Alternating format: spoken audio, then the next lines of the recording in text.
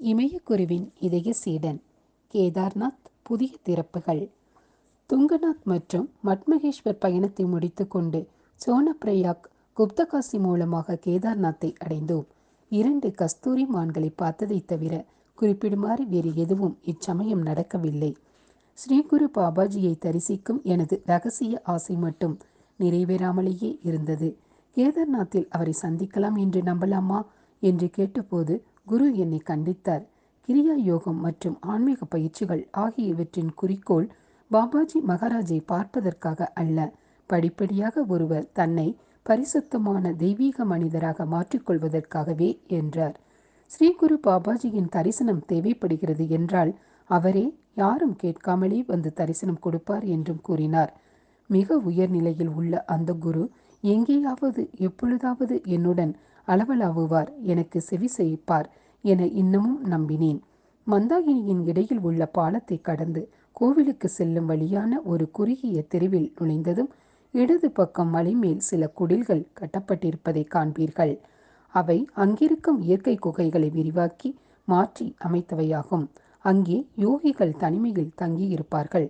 அங்கு இருக்கும் ஒரு குடில் பாபாஜிக்கு பிரியமான ஒன்றாகும். கேதார்நாத்திற்கு அடிக்கடி வருகை தர பிரியப்பட்ட ஒரு வட இந்திய வியாபாரி அதனை கட்டியிருந்தார். பாபாஜியின் மிக சில சீடர்களில் அவரும் ஒருவர். அவரை 2 முறை சந்தித்தும் இருக்கின்றேன்.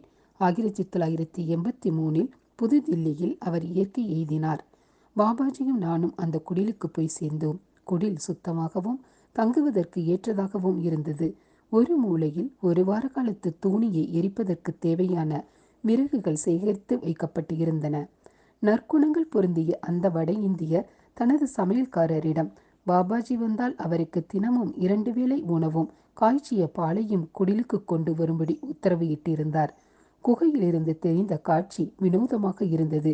உறைபனியால் மூடப்பட்டிருந்த கேதர் சிகரங்கள் மறையும் சூரியனால் சிவப்பாக மாறி ஒளிர்ந்தன.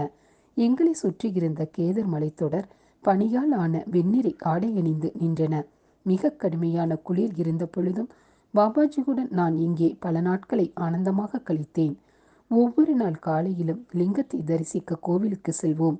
கோவிலில் இருந்த மூத்த தென் இந்திய பூசாரி பாபாஜியை எப்பொழுதும் மரியாதையுடன் நடத்தினார். உள்ளே எத்தனை மணி நேரமானாலும் உட்கார அனுமதித்தார். கற்ப கிரகம் முழுவதையும் ஆக்கிரமித்திருந்த சக்தியை உண்மையாகவே உணர முடிந்தது. அங்கே எந்த முயற்சியும் செய்யாமலே எளிதில் உயர்நிலை தியானத்தில் ஆழ்ந்துவிட முடியும் என்பதை என்னால் உணர முடிந்தது. அதற்கு பிறகு பைரவ் குன்றுகளுக்கு நடந்து செல்வோம். பைரவ் குன்றுகளிலிருந்து தெரியும் காட்சி பிரமிப்பை ஏற்படுத்தும் வகையில் அற்புதமாக இருக்கும். அங்கே பல மணி நேரங்கள் அமர்ந்து பல சமயங்களில் கண்களை திறந்தவாறே தியானத்தில் ஆழ்வோம்.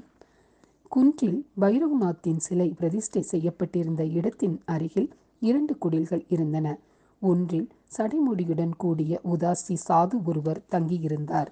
அடுத்த குடிலில் கஞ்சா புகைக்கும் ஒரு நாகா சாது தங்கியிருந்தார். இருவரும் வெளியே வந்து பாபாஜியை வணங்கி ஆசீர்வாதம் பெறுவர். உச்சி வேளையில் குகைக்கு திரும்பி வந்து சமையல்காரர் சமைத்து வைத்த உணவை உண்போம். சமயங்களில் அந்த தில்லி வியாபாரி பாபாஜியின் ஆசீர்வாதங்களை பெறுவதற்காகவும் தனது சந்தேகங்களை தீர்த்து கொள்ளவும் அங்கே வருவார். மாலை வேளைகளில் குகையிலேயே இருந்தோம். பாபாஜி தோக்கர் கிரியா மற்றும் அதற்கு மேலான உயர்நிலை கிரியா யோக பயிற்சிகளை கற்றுத்தந்தார்.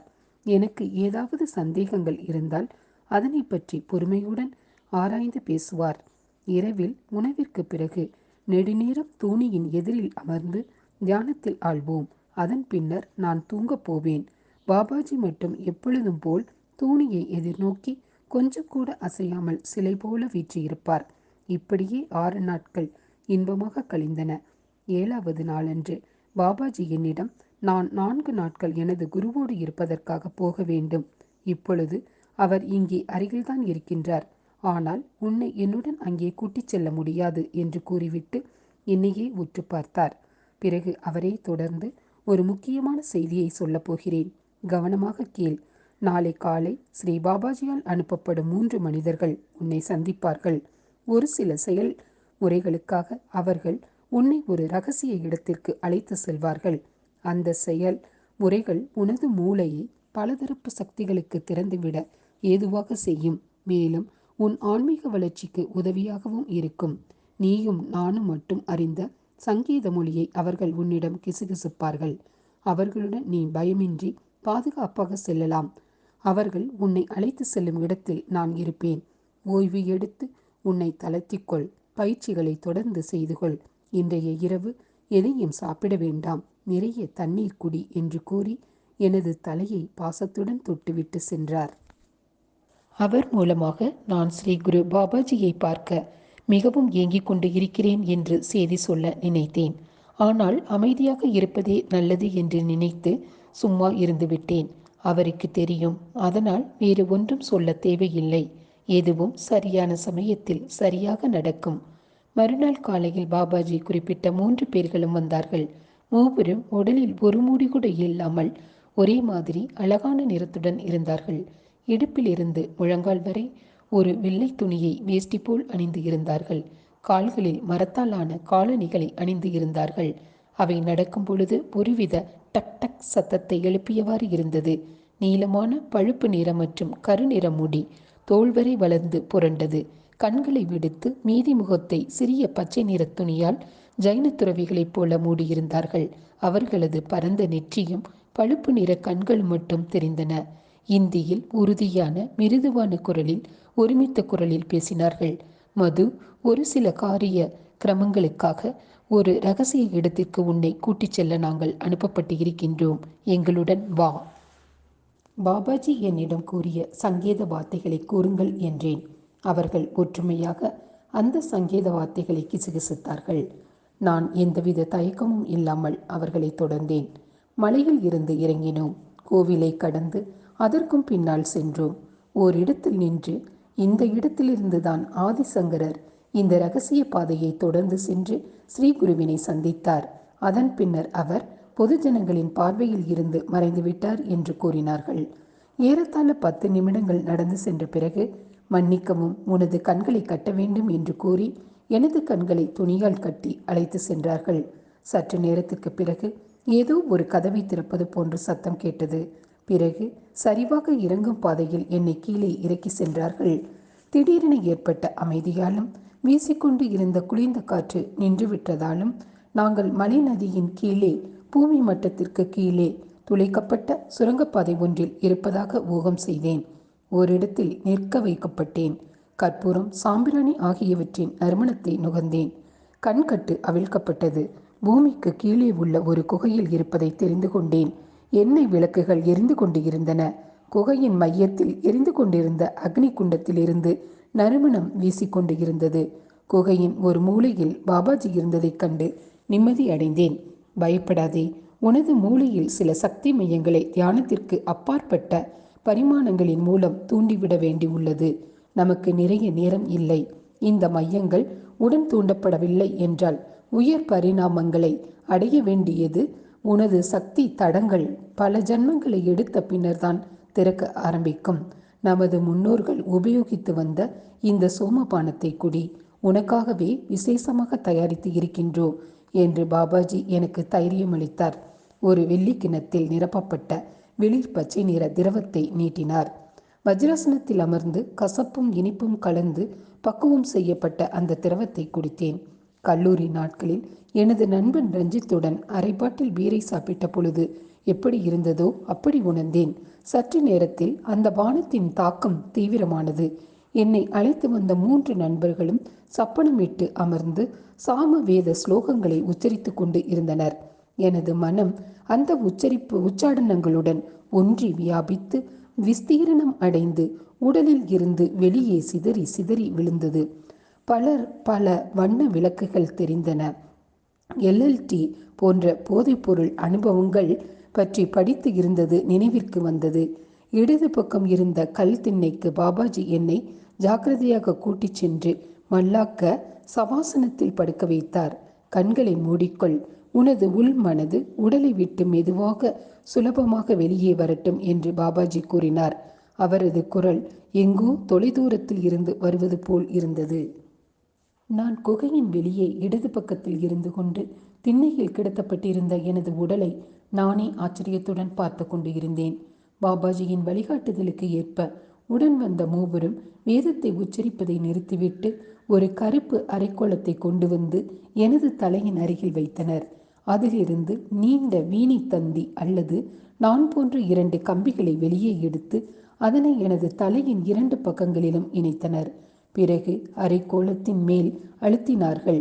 எனது உடல் வலிப்பு வந்தது போல் இழுத்து கொண்டு விரைத்ததை வெளியே பாதுகாப்பான இடத்தில் இருந்து பார்த்தேன்.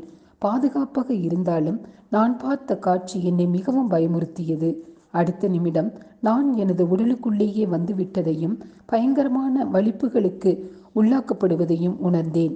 எனது பின்புற எலும்புகளில் எரிவது போல கடும் வலியை உணர்ந்தேன். நெருப்பு போன்ற உஷ்ணம் உடலில் உண்டாகியது. உடல் முழுவதும், குறிப்பாக எனது தலை, அப்படியே நெருப்பில் எரிவது போலவே வலித்தது. இதுதான் எனது அந்திம காலம், இதிலிருந்து வெளியே வரப்போவதில்லை என நினைத்தேன். திடீரென்று கஜினி போன்ற மிகப்பெரிய சத்தம் உள்ளே கேட்டது. பின் அதுவே கடுமையை தணித்து ஆறுதல் கொள்ளச் செய்யும் ரீங்காரமாகவும் மாறியது. ஜிம் ரீவ்ஸ் என்ற பாடகரின் இனிமையான குரலில் ஓம் எனும் மந்திரத்தை இழுத்து உச்சரிப்பது போல தோன்றியது. வலிப்பு நின்றது. உஷ்ணம் தணிந்தது. குளிர்காலத்தில் அடுப்பிலிருந்து ஆறுதல் அளிக்கும் வகையில் எவ்வாறு உஷ்ணம் வருமோ அப்படி உண்டாகி எனது உடலையும் ஆத்மாவையும் ஆக்கிரமித்து சூழ்ந்தது. உச்சந்தலையிலிருந்து தண்டுவிடம் வரை இனிய அமிர்தம் பாயத் தொடங்கியது. தலையில் இருந்து நுனிக்கல் விரல் வரை ஓர் அற்புதமான, ஆனந்தமான, இன்பமான மகிழ்ச்சி பெருக்கினை உணர்ந்தேன். கண்களை திறந்து சுற்றிலும் பார்த்தேன். எல்லாமே புத்தம் புதிதாக, புதுமையாக, உயிரோட்டத்துடன் துடித்து கொண்டு இருந்தன. இறந்துவிட்டது போன்ற பழைய ஜன்மத்தில் இருந்து உயிர்ப்பிக்கப்பட்ட நான் இப்போது புதிய மனிதன். இனிமேல் நான் தனிமையானவன் அல்ல. பூமியில் உலவிய புழுதியிலிருந்து நட்சத்திரங்களை தன்னுள் புதித்து வைத்து கொண்டு ஒளிவீசிய பால்வண்ண வான்வெளி பாதை வரை எல்லாமே உணர்வுகளின் மையமாக இருந்தன. எல்லா கட்டுப்பாடுகளும் உடைந்தன. பாபாஜியை பார்த்தேன். நானே அவராக மாறி என்னை பார்த்து கொண்டு இருந்தது போல் தோன்றியது. பாபாஜி மெல்ல புன்னகைத்துவிட்டு, ஆம், இப்பொழுது நீ மறுபடியும் பிறந்து இருக்கிறாய். மீண்டும் பிறந்தேன் என பொருள்படும் த்விஜா என்னும் வார்த்தையின் அனுபவபூர்வமான பொருளை உணர்ந்திருக்கிறாய் என்றார். பின் அவரே, மெதுவாக எழுந்திரு. உனது புதிய நிலையை புரிந்து அனுசரித்துக் கொள்வதற்கு சற்று நேரம் ஆகும்.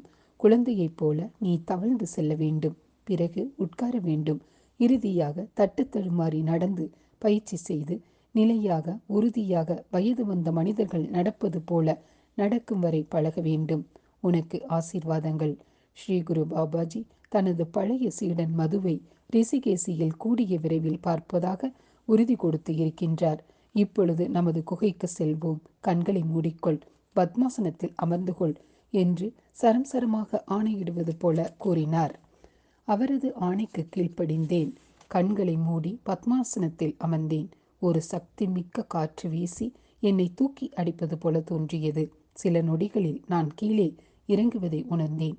பாபாஜி கண்களை திற என்றார். திறந்தேன். நாங்கள் இருவரும் வசிக்கும் குகைக்கே வந்துவிட்டிருந்தோம். பாபாஜி, இந்த மாதிரி பயணத்தை இனி ஒரு பொழுதும் செய்ய மாட்டோம். ஆனால் பூமியில் உனது காலம் முடியும் சமயம் ஒரு தடவை ஒரு குறிப்பிட்ட காரணத்திற்காக இந்த பயணத்தை நீ செய்ய வேண்டியிருக்கும். இப்பொழுது லாலாஜியிடம் சென்று உனக்கு கொஞ்சம் உணவு அனுப்புமாறு சொல்லு. நான் தூணியை பற்ற வைக்கிறேன் என்று கூறினார். கேதரில் 4 நாட்கள் மேலும் தங்கியிருந்தோம். இந்த சமயத்தில் பதராயன வியாசர் எழுதிய பிரம்மசூத்திரத்தை பற்றியும் பிஸ்டிஸ் சோஃபியா எனப்படும் புத்தகத்தை பற்றியும் பேசிக்கொண்டு இருந்தோம்.